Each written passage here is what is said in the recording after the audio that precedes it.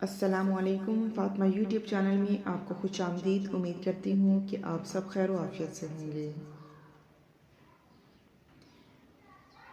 आज हम बात करेंगे मौत के वक्त के बारे में। किसी गांव के करीब एक नहर की खुदाई हो रही थी। सैकड़ों मजदूर दिन रात मिट्टी की खुदाई में मसरूफ़ रहते। एक दिन एक अजीब व गरीब वाक़या पेश आया। यूँ हुआ कि एक दिन एक लड़का चीखने लगा, सांप सांप। मजदूर दौड़े मगर वहाँ कुछ न था। जब इस लड़के ने ऐसा कई बार किया तो ठेकेदार ने सोचा कि शायद ये नाटक कर रहा है, इसे भूख लग रही है, ये घर जाना चाहता है, इसकी हरकत से कामकाज में भी हर्ज हो रहा है। चुनाचा इसने इस लड़के को छुट्टी देकर घर भेज दिया।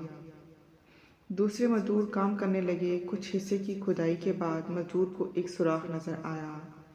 इन्हें यकीन हो गया कि इस बिल में ज़रूर सांप मौजूद है। थोड़ा खोदने के बाद वाकई एक सांप निकला।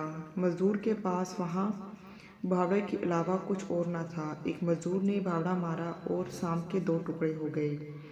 ठीक इसी वक्त एक चील आई और वो सांप के अगले टुकड़े को ले उड़ी।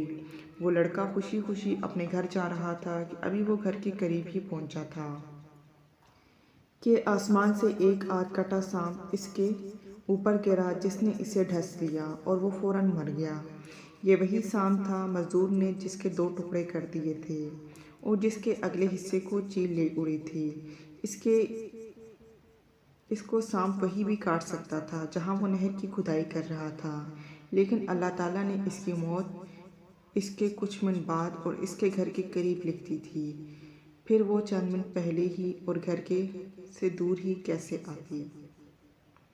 उम्मीद करती हूँ कि आज का छोटा सा वाक़या आपको पसंद आया होगा। मज़ीद अच्छी वीडियोज़ के लिए हमारे साथ जुड़े रहिए ताकि हर नई आने वाली वीडियोज़ आपको बर वक्त मिल सके।